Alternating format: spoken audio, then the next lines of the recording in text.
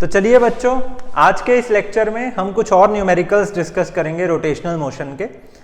इन numericals को करने का हमारा मोटिव है कि किताबों के अंदर जितने भी अच्छे अच्छे सवाल हैं वो सारे मैं आपको बनाने सिखा दूं, ठीक है ना। कंसेप्ट एकदम पक्का हो जाएगा। मेक इट श्योर कि आप इस लेक्चर को सुनने से पहले पिछले वाले न्यूमेरिकल्स को एक बारी करके आए, तो आपको हर एक चीज का आइडिया रहेगा जो मैं आज आपको करवाने जा रहा हूं। चलिए शुरू करते हैं। पहला क्वेश्चन है हमारा, इसके अंदर उन्होंने हमें एक रॉड दी है, ठीक है, और अब की बारी उन्होंने रॉड को बेटा एंड पे पाइवट नहीं किया, उन्होंने कुछ अलग डिस्टेंस पे, मतलब इन बिटवीन कोई पॉइंट है वहां पे इन्होंने रॉड को फिक्स कर दिया, मतलब पाइवट कर दिया, ठीक है जी। ये जो डिस्टेंस है, ये डिस्टेंस पूरी लेंथ ऑफ द रॉड से, मतलब अगर पूरी length of the rod L है तो उन्होंने बोला कि एंड से ये जो पाइवट वाला पॉइंट है इसका जो डिस्टेंस है वो L/4 है, ठीक है। और उन्होंने हमें ये भी बोला कि जो फोर्स लगाई जा रही है, मतलब इस रॉड को रोटेट करवाने के लिए जो फोर्स लगाई जा रही है वो इसके इस एंड पे लगाई जा रही है। हमें कैलकुलेट करना है इसका एंगुलर एक्सेलरेशन, ठीक है जी। पिछले लेक्चर में मैंने जो आपको न्यूमेरिकल एक करवाया था उसमें मैंने क्या करवाया था, यहां से हमने पाइवट किया था और फोर्स हम लगा रहे थे यहां पे, ठीक है। अब की बारी मैंने वो पाइवट वाला पॉइंट चेंज कर दिया, वो अब एंड नहीं रहा है, वो अब यहां पे आ गया है। तो बेटा जब भी कभी भी हमें एंगुलर एक्सेलरेशन निकालनी होती है तो हमें टॉर्क की बड़ी याद आती है। क्यों? क्योंकि टॉर्क का फॉर्मूला होता है बेटा R×F, और टॉर्क का एक और भी फॉर्मूला होता है I∝। तो I∝ को बेटा R×F के बराबर रख के वेरी इजीली हमें अल्फा मिल जाता है। But the condition applied is अगर I पता हो, अगर I नहीं पता ना आपको तो आप नहीं निकाल सकते अल्फा, ठीक है। तो मैंने आपको बताया था पैरेलल एक्सिस थ्योरम में कि अगर कभी भी मेरी कोई रॉड होती है, इस रॉड की रोटेशन अगर किसी ऐसे एक्सिस के अबाउट होती है जो सेंटर ऑफ मास में से पास कर रहा है, ठीक है जी, तो इसका मोमेंट ऑफ इनर्शिया होता है mL²/12। बताया था ना, मतलब अगर कोई भी एक्सिस के अबाउट हमारी रॉड रोटेट करती है जो कि सेंटर ऑफ मास में से पास कर रहा है, उसका मोमेंट ऑफ इनर्शिया होता है mL²/12।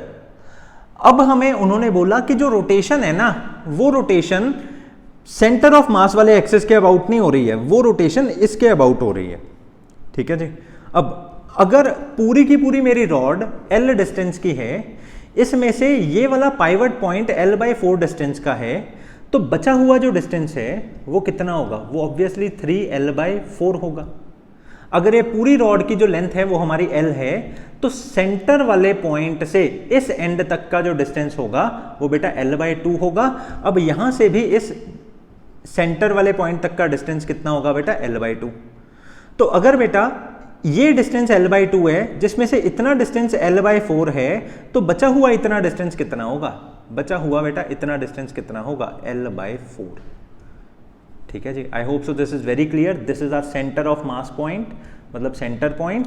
अगर ये पूरा डिस्टेंस मेरा L/2 है, इतना डिस्टेंस L/4 है, तो ये वाला डिस्टेंस क्या होगा? ये वाला डिस्टेंस बेटा क्या होगा? L/4, ठीक है जी।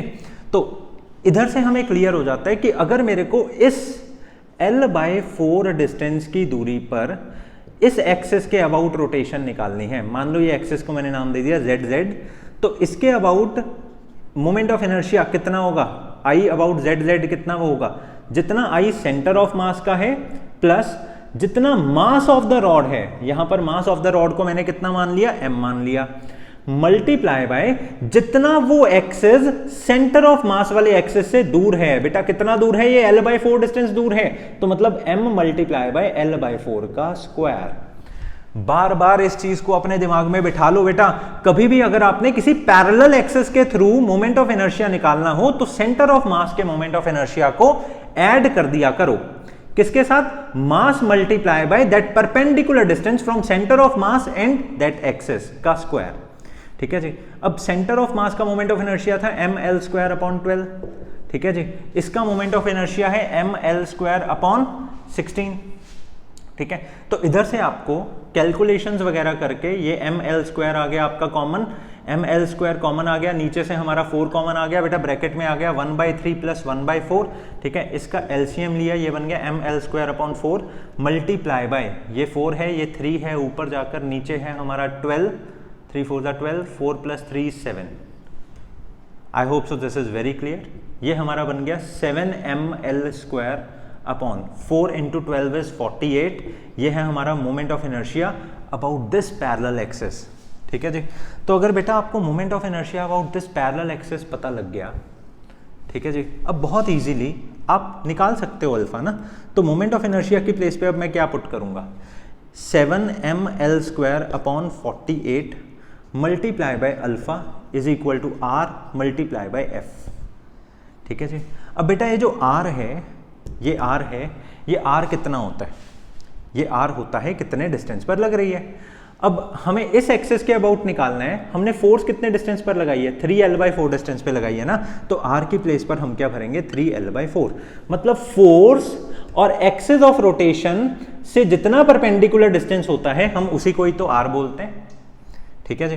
तो इसमें स्क्वायर से हमारा l कैंसिल हो गया, ठीक है, और 4 1 4 12 हमारा इस तरह से आ गया। ठीक है। तो अल्फा की वैल्यू आपके पास में क्या आएगी, अल्फा की वैल्यू आएगी 3 times f multiply by 12 divide by 7ml। ठीक है जी। तो 3 times f multiply by 12, now this becomes 3 × 12 is 36f upon 7ml। ये आ गई हमारी एंगुलर एक्सेलरेशन। अब एक छोटी सी बात आपको बतानी है बेटा, अपने दिमाग में ना एक चीज क्लियर रखना, जरूरी नहीं होता कि हमेशा हमने इसके about he moment of inertia find करना है। ठीक है। हाँ, हम इसके अबाउट कर सकते हैं, पर जरूरी नहीं है हर बार इसके अबाउट ही करना है। अब ऐसा क्यों मैंने बोला, मतलब अगर ये मेरी रॉड है ना, इस रॉड के अगर मैं इस पॉइंट के अबाउट भी मोमेंट ऑफ इनर्शिया निकाल लेता तो भी ये वाला जो पॉइंट है, ये वाला पॉइंट का कुछ तो मास है, तो ये वाले पॉइंट पर हमारा क्या लग रहा होता, मतलब यहां पर अगर हमने पाइवट किया, अगर मैं पाइवट वाले पॉइंट की बजाय बेटा किसी और पॉइंट के अबाउट मोमेंट ऑफ इनर्शिया निकालता हूं, तो मेरे को इस पाइवट वाले पॉइंट पे, देखो पाइवट वाले पॉइंट को हमने फिक्स किया ना, तो मतलब वहां पर मैंने कुछ फोर्स लगाकर रखी है, फिक्स किया हुआ है, वहां पर मैंने कुछ फोर्स लगाकर रखी है। अगर फोर्स लगाकर रखी है तो ऑब्वियसली वहां पर कुछ नॉर्मल रिएक्शन भी हो रहा है। ठीक है जी। तो बहुत सारे बच्चे हमेशा ये पाइवट वाले पॉइंट को ही इसलिए लेते हैं क्योंकि वो नॉर्मल वाली जो फोर्स लग रही होती है वो पाइवट वाले पॉइंट में से पास करता है और उसके अबाउट टॉर्क जीरो हो जाती है, क्योंकि टॉर्क हर उस फोर्स के लिए जीरो हो जाती है जो एक्सिस ऑफ रोटेशन में से पास करता हो। तो अगर मैं एक्सिस ऑफ रोटेशन वो पाइवट वाला ही पॉइंट ले लूंगा तो नॉर्मल वाली फोर्स की टॉर्क नहीं लेनी पड़ेगी, कैलकुलेट ही नहीं उसको करना पड़ेगा। मेरी बात समझ गए? मैं क्यों हमेशा इस पाइवट वाले पॉइंट के ही अबाउट सारी कैलकुलेशन करता हूं, क्योंकि वो जो मैंने फोर्स लगाई है फिक्स करने के लिए, उसका जो नॉर्मल रिएक्शन है वो normal reaction centre of axis में से ही पास कर जाए, मतलब एक्सिस ऑफ रोटेशन में से ही पास कर जाए और उसकी टॉर्क कितनी हो जाए, जीरो हो जाए। ठीक है, मतलब इतनी टेंशन लेने की जरूरत नहीं है, आंसर हमारा आ चुका है। और यही टेक्निक हमें 100% केसेस में फॉलो करना है। जिस पॉइंट को हमने पाइवट किया उस पॉइंट के ही अबाउट आपको बेटा मोमेंट ऑफ इनर्शिया निकालना है। और अगर आपको सेंटर ऑफ मास का मोमेंट ऑफ इनर्शिया मालूम है तो उस पॉइंट के अबाउट मोमेंट ऑफ इनर्शिया निकालना बिल्कुल मुश्किल नहीं होता। आप कभी भी पैरेलल एक्सिस थ्योरम लगा सकते हो और आप किसी भी पॉइंट से मोमेंट ऑफ इनर्शिया निकाल सकते हो, बस आपको उसके बीच का डिस्टेंस पता होना चाहिए। आई hope so this is very clear. ठीक है, एक और क्वेश्चन हम करते हैं, यह भी बहुत अच्छा क्वेश्चन है। मान लिया जाए अब की बारी हमारे पास में एक रॉड है, ठीक है, इस रॉड को हमने यहां पर पाइवट कर दिया, और मतलब यहां पर अगर पाइवट कर दिया तो मैं एक्सिस ऑफ रोटेशन अपनी कौन सी लेने वाला हूं, यही वाला लेने वाला हूं। इस रॉड का मास है हमारा m और इसका लेंथ है l। और अगर मैंने इस रॉड को पहले ऐसे पकड़ के रखा था फिर छोड़ दिया, मतलब इस रॉड को मैंने क्या कर दिया, रिलीज कर दिया। If this rod is released, उन्होंने हमें ऐसा बोला कि इस रॉड का मास m है। तो अगर बेटा ये ऐसे रॉड थी, इसको पहले ऐसे मैंने पकड़ के रखा है, यहां से मैंने फिक्स किया हुआ है, फिर अचानक मैं इसको रिलीज कर दूं, फिर अचानक मैं इसको रिलीज कर दूं, अब देखो ये ऐसे नीचे चली जाएगी। पहले ऐसे पकड़ के रखा है, यहां से फिक्स किया है, अगर अचानक मैं रिलीज कर दूं तो ऐसे चली जाएगी। अब ऐसे जाने को हम क्या बोल रहे हैं, रोटेशनल मोशन हो गया। ये एक रोटेशनल मोशन हो गया। तो अगर ये बेटा एक रोटेशनल मोशन हो गया तो वो रोटेशनल मोशन के लिए टॉर्क लगी होगी। वो टॉर्क के लिए कौन रिस्पॉन्सिबल है? इस रॉड का मास m है, तो m मास हमेशा सेंटर ऑफ पॉइंट पे लगता है, तो वहां से डाउनवर्ड एक फोर्स लग रही है mg। कितनी फोर्स लग रही है? mg। जैसे ही मैंने इसको छोड़ा, मतलब जैसे ही मैंने इसको रिलीज किया, वो mg जो नीचे को लग रही थी उसके कारण ये रॉड हमारी ऐसे हो गई। अब इस क्वेश्चन में आपको बोला गया है कि अल्फा फाइंड कीजिए of the rod, find alpha of the rod immediately after the rod is released. Simple है, ठीक है, बहुत ही आसानी से हम इसको निकाल सकते हैं। बेटा अल्फा निकालने का सबसे बेस्ट वे हमें कौन सा लगता है? टॉर्क। कम से कम 10 बारी मैंने ये बात आपको बता दी, अल्फा निकालने का बेस्ट वे क्या है? टॉर्क। जब भी पेपर में अल्फा निकालने को आ जाए, टॉर्क का एक्सप्रेशन लिख दो। अल्फा टॉर्क कितना है? R cross f. ठीक है जी। अब टॉर्क को मैं क्या लिख सकता हूं? आई अल्फा लिख सकता हूं। आर क्रॉस एफ है हमारा इस तरह से। अब हमारी फोर्स कौन सी लग रही है यहाँ पे? जैसे ही मैंने छोड़ा तो ओनली mg फोर्स लग रही है। और अगर बेटा मेरी रॉड की लेंथ l है तो आधी लेंथ मेरी कितनी होगी? l/2। और ये वाली भी आधी लेंथ कितनी होगी? l/2। तो ये है मेरा I alpha is equal to r cross f. अब इस रॉड का मोमेंट ऑफ इनर्शिया, इस रॉड का बेटा मोमेंट ऑफ इनर्शिया कितना है? ऑलरेडी हमने पिछले लेक्चर के न्यूमेरिकल्स में डिस्कस किया था, ठीक है। और जिन्होंने नहीं भी सुना है पिछला लेक्चर, वो बेटा पैरेलल एक्सिस थ्योरम से निकाल सकते हैं। सेंटर ऑफ मास के अबाउट मोमेंट ऑफ इनर्शिया होता है mL²/12। तो अगर इसके अबाउट मैंने मोमेंट ऑफ इनर्शिया निकालना है, मतलब इसके अबाउट अगर मैंने मोमेंट ऑफ इनर्शिया निकालना है इस एक्सिस के अबाउट, तो यहाँ से यहाँ तक का डिस्टेंस क्या होता है? l/2। ठीक है जी। तो मान लो ये z है, तो I अगर z निकालना है तो ये है mL²/12 सेंटर ऑफ मास का moment of inertia plus m into जितना इसका डिस्टेंस है l/2 का होल स्क्वायर। ठीक है। तो आप जब इसको सॉल्व करोगे ना बेटा, ये आ जाएगा mL²/3। तो याद रखना सेंटर ऑफ मास के अबाउट मोमेंट ऑफ इनर्शिया होता है mL²/12 और किसी भी एंड के अबाउट मोमेंट ऑफ इनर्शिया होता है mL²/3। ठीक है जी। तो मेरे को ये इसलिए याद है क्योंकि हमने कैलकुलेट किया था। ठीक है ना। आप भी इसको याद रखें तो बहुत बढ़िया। ठीक है। तो अब मोमेंट ऑफ इनर्शिया मैंने इस एक्सिस के अबाउट निकालना है जहां पे हमने पाइवट किया, तो आई को मैं क्या लिख दूंगा? mL²/3। ठीक है जी। अल्फा हमारा इस तरह से लगेगा। आर क्या डिस्टेंस है? जहां फोर्स लग रही है और जहां से मैंने पाइवट किया उसके बीच का डिस्टेंस है, तो आर है मेरा l/2 मल्टीप्लाई बाय फोर्स कितनी लग रही है बच्चों? mg फोर्स लग रही है। आई hope so this is very clear. ठीक है। L से कट गया हमारा स्क्वायर, M से कट गया हमारा M। अल्फा की वैल्यू हमारी कितनी आएगी? अल्फा की वैल्यू बेटा आएगी ये 3 चला गया ऊपर, 3g/2l ये आएगी हमारी अल्फा की वैल्यू। यही हमें निकालना था। जैसे ही मैंने इस रॉड को रिलीज किया, साथ में mg लगना शुरू हो गया और mg लगने के कारण जो अल्फा क्रिएट हो गया वो कितना है? 3g/2l। ठीक है। अब इसी क्वेश्चन को मैं थोड़ा सा मॉडिफाई करता हूं और एक अच्छा क्वेश्चन बनाने की कोशिश करता हूं। ठीक है। अब क्या हुआ बेटा, अगर वो हमें बोलें कि ये मेरी रॉड है, ठीक है, यहां से ही वो पाइवट है, इसको भी मैंने रिलीज कर दिया, इसको भी मैंने रिलीज कर दिया। रिलीज करने के बाद कुछ देर के बाद, रिलीज करने के बेटा कुछ देर के बाद इसका जो एंगल है, मतलब इस रॉड का जो एंगल है वो 37 डिग्री हो गया। तो ऑब्वियसली जितने भी पॉइंट्स हैं इस रॉड के, वो सारे के सारे पॉइंट्स अब 37 डिग्री हो गए। तो इसी तरह से एक सेंटर ऑफ मास है, वो सेंटर ऑफ मास भी कितना आगे हो गया? वो सेंटर ऑफ मास भी बेटा 37 डिग्री आगे हो गया। अब ये जो रॉड है, इस रॉड का मास m है, इस रॉड की लेंथ l है। ठीक है जी। इस रॉड की लेंथ l है, इस रॉड का मास m है। तो डाउनवर्ड जो हमारी फोर्स लग रही है वो यहां पर भी mg लग रही थी, रिलीज करने के बाद यहां पर भी वो हमेशा वर्टिकली डाउनवर्ड ही लगती है, इस तरह से mg। गॉट इट और नॉट? ठीक है। तो अगर मेरा ये वाला एंगल 37 डिग्री बेटा बन गया, तो ये 37 डिग्री का जो एंगल था, ये 37 डिग्री का जो एंगल था वो इस रॉड और इस रॉड के बीच में बनी है। मतलब वो इस तरह से हमारा 37 डिग्री का एंगल बना है, मतलब हॉरिजॉन्टल के साथ में इस रॉड का 37 डिग्री का बना है। तो अगर मैं यहाँ पे भी एक ऐसे स्ट्रेट लाइन बनाऊं तो इसका इस स्ट्रेट लाइन के साथ में तो 37 बना है, तो ये वाला एंगल भी कितना माना जाएगा बेटा?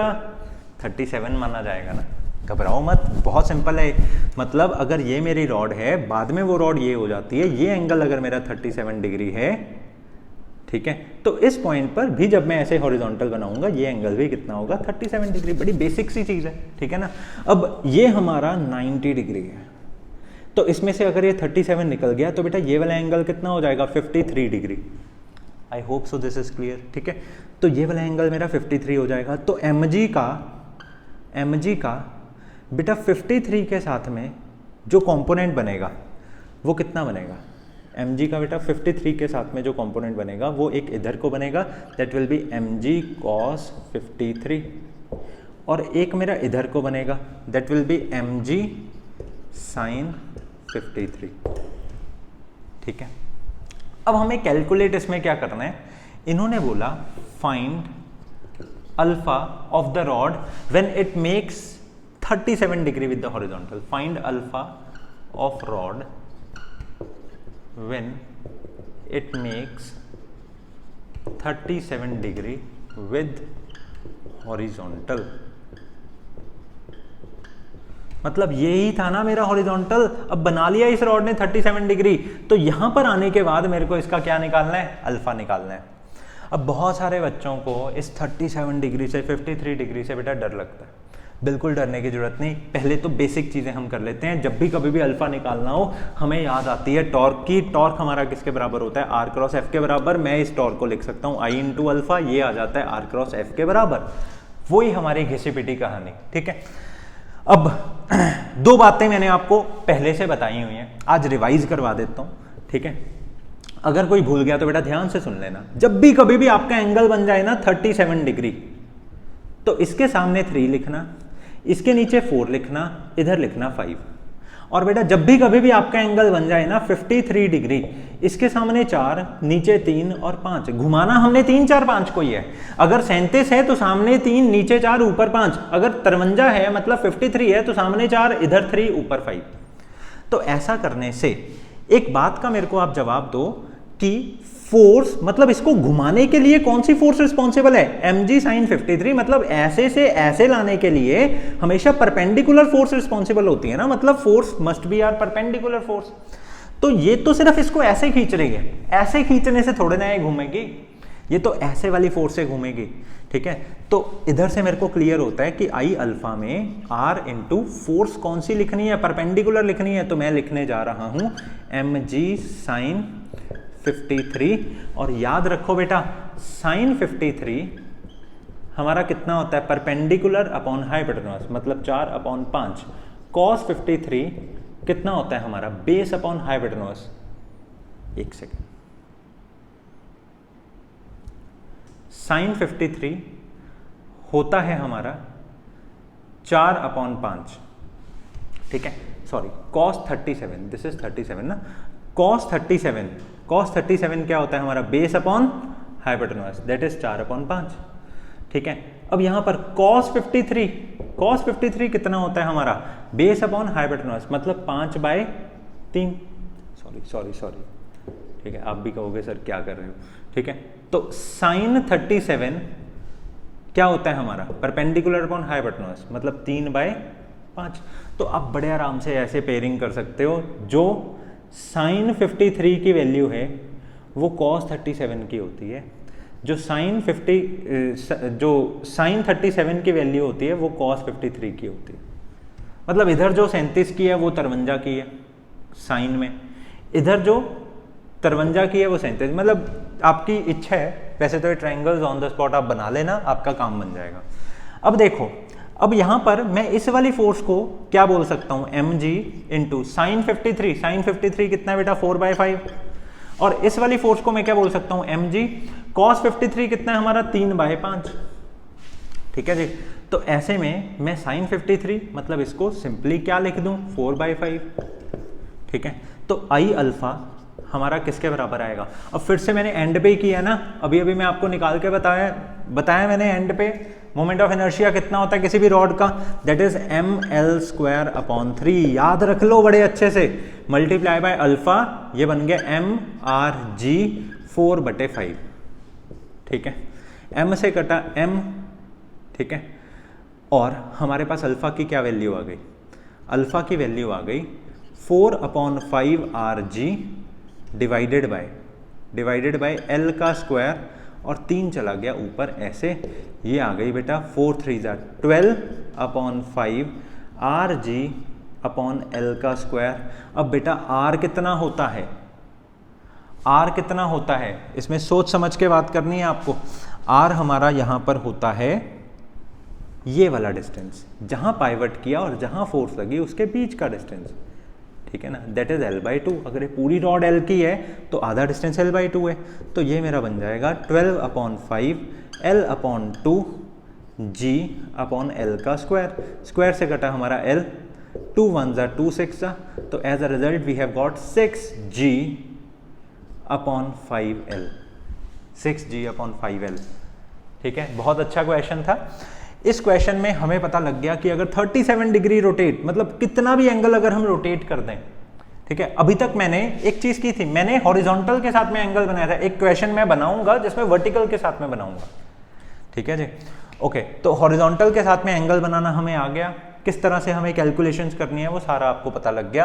अब हम वर्टिकल वाला भी एक बार ही कर लेते हैं, इसको फटाफट बेटा नोट कर लो, ठीक है। जिसको नहीं समझ में आया वो दोबारा सुने क्वेश्चन, पक्का समझ में आएगा, कोई इसमें कसर मैंने छोड़ी नहीं है, ठीक है। चलिए, अब की बारी आपको बोला गया है कि हमारी रॉड है कुछ उसी तरह की, ठीक है। फिर से मैंने यहां पर कर दिया पाइवट, ठीक है। इस रॉड का मास है m, इस रॉड की लेंथ है l, क्लियर हो गई बात। उन्होंने हमें बोला कि इस रॉड को हमने यहां से रिलीज कर दिया, रिलीज करने के बाद कोई ऐसा पॉइंट आया जब इस रॉड ने वर्टिकल के साथ में एंगल बनाया कुछ भी, पिछली बार मैंने 37 लिया था, इस बार थीटा ले ले, जनरल केस हम कर लेते हैं, ठीक है ना। तो क्वेश्चन मैं इसमें बना रहा हूं, find the value of alpha when the rod makes an angle alpha with the vertical, ठीक है जी। मतलब अब की बारी कोई ऐसा पॉइंट, जैसे ही मैंने इसको रिलीज कर दिया तो बेटा साथ में ही क्या एक्ट करना शुरू कर जाएगा, mg। किसी भी बॉडी को जब मैं ऐसे रिलीज करता हूं, ऐसे जब मैं बेटा रिलीज करता हूं तो साथ में ही mg एक्ट करना शुरू हो जाता है, और जिसके कारण वो बॉडी नीचे जानी शुरू हो जाती है, ठीक है जी, ओके। आफ्टर सम टाइम्स हमने देखा कि मेरी रॉड कैसे हो चुकी है, मेरी रॉड ऐसे हो चुकी है, ठीक है जी। और ये वाला मेरा जो पॉइंट है, ये भी पॉइंट ऐसे घूमकर यहां पर कहीं पे आ चुका है, ज्यादा लंबी बन गई, ठीक है जी। यहां पर कहीं पे मेरा वो पॉइंट आ चुका है। वो हमें कहते हैं कि इस रॉड ने वर्टिकल के साथ में, इस रॉड ने वर्टिकल के साथ में बेटा कितना एंगल ड्रॉ किया, कितना एंगल बनाया इसने वर्टिकल के साथ में, इसने बनाया थीटा एंगल वर्टिकल के साथ में, इस तरह से, ठीक है जी। तो अगर इसने यहाँ पर थीटा एंगल बनाया, तो जब मेरी रॉड यहाँ आ चुकी है, जब मेरी रॉड ऐसे की ऐसे आ चुकी है, तो वर्टिकली डाउनवर्ड्स इसने कितनी फोर्स लगाई, mg फोर्स लगाई, तो इसका इसके साथ में एंगल कितना बना है, थीटा एंगल बना है, ठीक है। तो mg का बेटा थीटा के साथ में क्या कंपोनेंट बनेगा, that is mg cos theta, और इधर कितना एंगल बनेगा, that is mg sin theta. I hope so this is very clear. अब आप बड़े अच्छे से जानते हो कि कभी भी अगर अल्फा निकालना होता है तो टॉर्क का फॉर्मूला एक ही हमें याद आता है, आर क्रॉस एफ। तो टॉर्क को हम लिख देते हैं I alpha equal to r cross f, ठीक है ना। बेटा कितनी बार प्रैक्टिस हो गई इस चीज की, ये क्वेश्चन आता भी बहुत बारी है, तो पेपर में तो आपका अपने आप ही हाथ चलेगा, ठीक है। बहुत फायदा हो जाएगा जो बच्चे न्यूमेरिकल सॉल्व कर रहे हैं, ठीक है। तो आई तो बेटा किसके अबाउट है, एंड ऑफ द रॉड है ना। अगर सेंटर ऑफ मास के अबाउट होता मैं ml²/12 लेता, यहां पर एंड ऑफ द रॉड के अबाउट है, तो मैं आई कितना लूंगा, इसमें मोमेंट ऑफ इनर्शिया में कितना लूंगा, ml²/3। यस, अल्फा मेरे को कैलकुलेट करना है। आर कितना लेना होता है, आर हमेशा यहाँ से लेकर जहाँ तक फोर्स लग रही है उसके बीच के डिस्टेंस को लेना होता है। तो ये आर की वैल्यू आ गई मेरी L/2। फोर्स कौन सी लेनी होती है, परपेंडिकुलर फोर्स, और वो फोर्स कितनी है, mg sin थीटा। बहुत सिंपल, m से कटा m, l से कटा इसका एक स्क्वायर, ठीक है। तो मेरे पास में अल्फा की वैल्यू कितनी आ गई, अल्फा की वैल्यू आ गई 3g/2l sin थीटा, ठीक है। 3g/2l sin theta is our answer, जब इसने वर्टिकल के साथ में एंगल बनाया, ठीक है ना। मतलब सिमिलर ही था, पिछले वाले के ही जैसा था, पर पिछले वाले में हमने हॉरिजॉन्टल के साथ एंगल बनाया था, इस बारी हमने वर्टिकल के साथ बनाया, ठीक है जी। ओके, अब एक केस है पुली वाला ठीक है। तो बेटा पुली वाला जब भी क्वेश्चन आए ना, प्लीज थोड़ा होश से काम लेना। बहुत सारे बच्चे ऐसा सोचते हैं कि पुली वाला क्वेश्चन सिर्फ लॉज ऑफ मोशन में से आ सकता है। देखो पुली रोटेट करती है, तो रोटेट करने वाला जो कंसेप्ट है वो मेनली तो रोटेशनल मोशन में है। तो अगर उन्होंने बात की है अल्फा की, टॉर्क की, आई की, तो समझ लेना वो रोटेशनल में से पुली का क्वेश्चन आया और उसको उस अकॉर्डिंग अटेम्प्ट करना, ठीक है। मैं आपको केस पहले समझा देता हूँ। लेट अस सपोज मेरे पास में ये एक सरफेस है, मतलब सीलिंग है या कुछ भी है, ठीक है, सॉलिड है। इसके साथ में हमने ऐसे एक पुली को हैंग किया।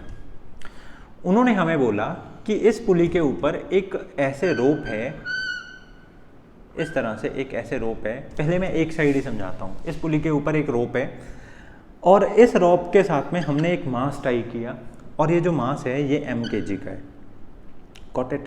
अब जब ये मास m kg का ऐसे मैंने टाई किया तो डाउनवर्ड कितनी फोर्स लग रही होगी, m × g फोर्स लग रही होगी।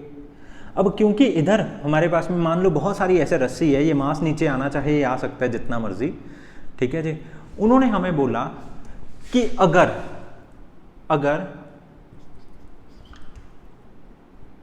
block and pulley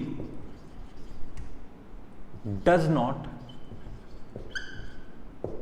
slips over each other। बड़ी ही अच्छी बात बोली। अगर ब्लॉक एंड पुली एक दूसरे के ऊपर बेटा स्लिप नहीं कर रहे हैं, ठीक है, एक दूसरे के ऊपर स्लिप नहीं कर रहे हैं, then find acceleration of block. अगर ये एक दूसरे के ऊपर स्लिप नहीं कर रहे हैं, रोप, हम ऐसा बोल सकते हैं ब्लॉक की बजाय रोप एंड पुली, ठीक है जी। अगर ये रोप एंड पुली एक दूसरे के ऊपर स्लिप नहीं कर रहे हैं तो हमें एक्सेलरेशन निकालनी है इस ब्लॉक की, क्योंकि ये ब्लॉक को हमने ऐसे लटकाया है, डाउनवर्ड फोर्स mg लग रही है, तो कितनी एक्सेलरेशन से नीचे जाएगा। बेटा स्लिपिंग वाला कंसेप्ट जरा समझो। मान लो अगर ये रोप है, सॉरी ये पुली है, इस पुली के ऊपर छोटे छोटे बहुत सारे पार्टिकल्स हैं। जब मेरा रोप ऊपर से इसके स्लाइड करेगी तो ऑब्वियसली जब मेरी पुली ये ऐसे रोटेट करेगी तो ये वाला पार्टिकल कहाँ आ जाएगा, ये वाला पार्टिकल यहाँ आ जाएगा। तो अगर रोप का भी ये वाला पार्टिकल यहीं पर ही आ जाए तो मैं बोलूँगा स्लिप नहीं हो रहा, ठीक है। जिसको नहीं पता लगा दोबारा सुनो। मान लो ये एक पुली है, इस पुली के ऊपर एक पार्टिकल है और इसके ऊपर ऐसे एक रोप है इस तरह से। अगर मेरी पुली घूमती है और ये वाला पार्टिकल मेरा यहाँ आ जाता है तो मेरी रोप भी नीचे आकर सेम इसी वाले पार्टिकल को यहाँ ले आए, मतलब उस पार्टिकल के ही सामने ले आए। जितना पार्टिकल ये वाला यहाँ से मूव किया उतना ही वो पार्टिकल रोप वाला यहाँ से यहाँ मूव किया। तो अगर वो रोप वाला पार्टिकल जितना मूव किया उतना ही पुली वाला पार्टिकल भी मूव करे तो हम बोलेंगे कि यहाँ पर स्लिपिंग नहीं हुई है, स्लिप नहीं की है, रस्सी स्लिप नहीं की है। मतलब अगर ये पुली ऐसे घूम रही है, ऐसे ये पुली घूम रही है, तो रस्सी भी साथ के साथ उतनी एक्सेलरेशन से नीचे को जाए तो स्लिपिंग नहीं होती, ठीक है। बड़ी इंपॉर्टेंट बात थी ये। अब इसके साथ में उन्होंने हमें बोला कि ये जो पुली है, इस पुली का रेडियस है r और इस पुली का मोमेंट ऑफ इनर्शिया है बेटा I, ठीक है जी। ये जो मास है, ये मास ऐसे लटका हुआ है तो डाउनवर्ड कितनी फोर्स लग रही है, m फोर्स लग रही है। इसके कारण इस रस्सी के ऊपर टेंशन आई हुई है T, ठीक है। ये अब हम सॉल्व करना शुरू कर दिया हम एक्सेलरेशन के लिए, ठीक है। इस रस्सी के ऊपर इस तरह से बेटा टेंशन आई है T, ठीक है। और ये रस्सी के साथ में जो मास अटैच्ड है, डाउनवर्ड mg फोर्स ज़्यादा होने के कारण ये एक्सेलरेशन नीचे को कर रहा है A। तो सबसे पहली इक्वेशन बेटा मैं क्या लिख सकता हूँ इसमें, इसका फ्री बॉडी डायग्राम बनाकर लिख सकता हूं। अगर m मास a एक्सेलरेशन से मूव कर रहा है तो कितनी फोर्स से मूव कर रहा है, ma, and that will be equal to downward force minus tension, मतलब mg माइनस टेंशन। बात मेरी समझ में आई? ठीक है। अब अगली बात, हम बड़े अच्छे से जान चुके हैं कि यहां पर स्लिप नहीं कर रही, मतलब नो स्लिपिंग।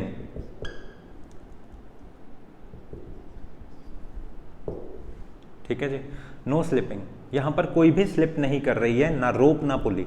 तो अगर बेटा स्लिप नहीं कर रही है तो एक्सेलरेशन रोप की बराबर होगी एक्सेलरेशन पुली के। ठीक है जी। अब ये पुली तो बेटा रोटेट कर रही है और रोप ऐसे लीनियरली मूव कर रही है, तो रोप की जो एक्सेलरेशन होगी वो टेंजेंशियल एक्सेलरेशन होगी।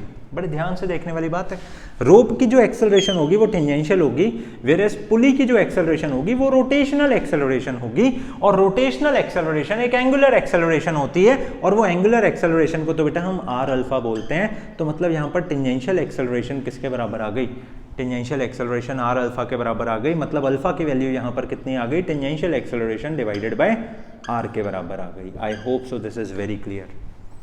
ठीक है जी। नो स्लिपिंग, वो बॉडी स्लिप नहीं कर रही, वो रोप इसके ऊपर स्लिप नहीं कर रही। ठीक है जी। तो इसके कारण मेरे को पता लग गया कि मेरी एंगुलर एक्सेलरेशन किसके बराबर है, टेंजेंशियल एक्सेलरेशन अपॉन आर के बराबर है। ठीक है जी। अब हमने निकालना क्या है इसमें, हमने इसमें निकालना है एक्सेलरेशन, मतलब इसकी ये मैंने एक्सेलरेशन पता करनी है। ठीक है जी। अब एक्सेलरेशन अगर मैंने पता करनी है तो अल्फा मेरे पास ऑलरेडी आया हुआ है। ठीक है जी। मेरे को एक तरह से ये बॉडी की एक्सेलरेशन पता करनी है, वो बॉडी की एक्सेलरेशन एक तरह से टेंजेंशियल एक्सेलरेशन ही है, क्योंकि वो रोप की जितनी है उतनी उस बॉडी की है। थोड़ा समझिए कंसेप्ट को। ठीक है। अब टॉर्क का क्या फॉर्मूला होता है बेटा, टॉर्क का फॉर्मूला होता है बेसिक वाला आई अल्फा। ठीक है जी। एक टॉर्क का फॉर्मूला होता है आर क्रॉस एफ, तो मैं बोल सकता हूं आर क्रॉस एफ किसके बराबर है, आई अल्फा के बराबर है। तो आई मेरा ऐसे का ऐसा ही है, अल्फा की वैल्यू मैं ऑलरेडी निकाल चुका हूं, that is tangential acceleration upon are. तो आर की बराबर वैल्यू को ऐसे मैंने मल्टीप्लाई कर दिया फोर्स के साथ।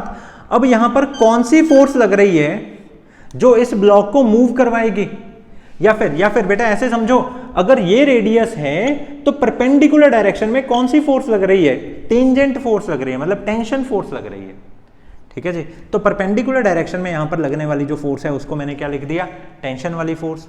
तो मेरा radius of the pulley multiply by tension वाली force is equal to I multiply by acceleration upon are. तो ऐसे में हमारे पास में टेंशन की वैल्यू कितनी आ जाएगी, आर चला गया नीचे, आई इंटू एक्सेलरेशन अपॉन आर का स्क्वायर, ये आ जाएगी हमारे पास में टेंशन की वैल्यू। बेटा ख्याल रखो, ये पुली रोटेट कर रही है तो उसकी एक्सेलरेशन अल्फा है, ये रोप मूव कर रही है मतलब स्लाइड ओवर कर रही है तो उसकी एक्सेलरेशन यहां टेंजेंशियल एक्सेलरेशन है, और जितनी उस रोप की एक्सेलरेशन है उतनी इस ब्लॉक की भी एक्सेलरेशन है। ठीक है जी। तो अगर मेरे को टेंशन पता लग गई I into acceleration upon R square, ठीक है, तो इस इक्वेशन में मैं पुट कर सकता हूं उसको। ठीक है जी। इस इक्वेशन में जब मैं उसको पुट करूंगा तो हमारा मास इंटू एक्सेलरेशन किसके बराबर आ जाएगा, mg माइनस टेंशन है I into acceleration divided bye r का स्क्वायर। ठीक है जी। मास इंटू एक्सेलरेशन हमारा इसके बराबर आ जाएगा। सारी एक्सेलरेशन वाली चीज़ों को मैं एक तरफ ले आया, तो mass into acceleration plus I into acceleration upon r का स्क्वायर डिवाइडेड बाय mg हो गया। दोनों में से मैंने a को ले लिया कॉमन, तो हमारे पास बन गया बेटा m plus I upon are का square is equal to m into जी।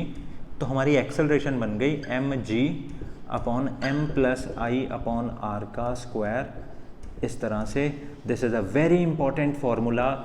मैं ये चाहता हूँ कि सब बच्चे इसको याद रखें। आप ऐसा भी इसको याद रख सकते हो कि जब भी कभी भी किसी भी पुली के ऊपर से ऐसे रोप पास करती है, ठीक है जी, और ये स्लिप नहीं करते, इस पुली का मोमेंट ऑफ इनर्शिया आई है और इस पुली की एंगुलर एक्सेलरेशन अल्फा है। ठीक है। तो कितनी एक्सेलरेशन होती है मूव करने वाली रोप की, बेटा एक्सेलरेशन होती है mg upon m plus I upon are का स्क्वायर। क्लियर हो गया ना सबको? ठीक है, तो अगर किसी भी घूमती हुई पुली के ऊपर कोई रोप की स्लाइडिंग की एक्सेलरेशन निकालनी हो तो बेटा एक फॉर्मूला हमारे पास ये भी होता है। ठीक है जी, ओके। इस फॉर्मूले के साथ में ये टेंशन का भी याद रख सकते हो तो रख लो। टेंशन किसके बराबर होती है? जो इस रोप के ऊपर आ जाती है कोई भी एम मास को अटैच करके, वो होती है I into a upon R square. A क्या है? Acceleration of that block. ठीक है, ओके। इसी न्यूमेरिकल पे एक छोटा सा क्वेश्चन है, ठीक है, मतलब इसी कंसेप्ट के ऊपर एक छोटा सा क्वेश्चन है, वो हम कर लेते हैं सेम टू सेम, मतलब इसी कैटेगरी का ही कर लेते हैं। ठीक है, मान लो ये हमारी पुली है, पहले भी मैंने अभी एक साइड का ही मास लिया, अब फिर से मान लो एक साइड का मेरा मास है और ये मास कितना है? mg, और इसमें हमें m की वैल्यू कितनी दी हुई है? मतलब मास हमारा 2 kg का मास है, वैल्यू ले लेते हैं कुछ। ठीक है जी, मान लो हमारी m की वैल्यू इसमें दी हुई है 2 kg की। ठीक है, हमसे उन्होंने बोला कि इस पुली की मोमेंट ऑफ इनर्शिया की वैल्यू है लेट अस सपोज 0.32, ठीक है, kg मीटर स्क्वायर, और इसके साथ में इस पुली का जो रेडियस है दैट इज 20 सेंटीमीटर। बेटा भूलना मत, इसको मीटर में करना पड़ेगा। एक्सेलरेशन पता करो ऑफ ब्लॉक, एक्सेलरेशन पता करो बेटा ब्लॉक की। अगर कभी वो बोल दें कि एक्सेलरेशन ऑफ रोप की पता करो, वो भी सेम ही है ब्लॉक के साथ में।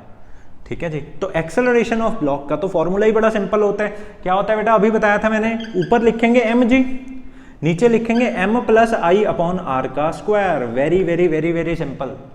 ठीक है, तो मास कितना था हमारा ब्लॉक का? 2 किलो। g की वैल्यू कितनी थी बेटा? 10 डिवाइडेड बाय मास फिर से कितना है? 2 किलो। मोमेंट ऑफ इनर्शिया कितना दिया हुआ है? 0.32 डिवाइडेड बाय रेडियस कितना है? 20 सेंटीमीटर। 20 सेंटीमीटर। तो बेटा 20 सेंटीमीटर को मैं क्या लिख सकता हूँ मीटर्स में? डिवाइड बाय 100 किया, 1 0 से 1 0 कटा, हाँ ये बन गया 0.2। ठीक है जी, का स्क्वायर। तो ऐसा करके हमारा ऊपर बन गया acceleration 20 divided by 2 plus 0.32 divided by 0.2 into 0.2। ठीक है, डेसिमल हटा ऊपर 10 लगा, ये डेसिमल हटा ऊपर 10 लगा। अब ये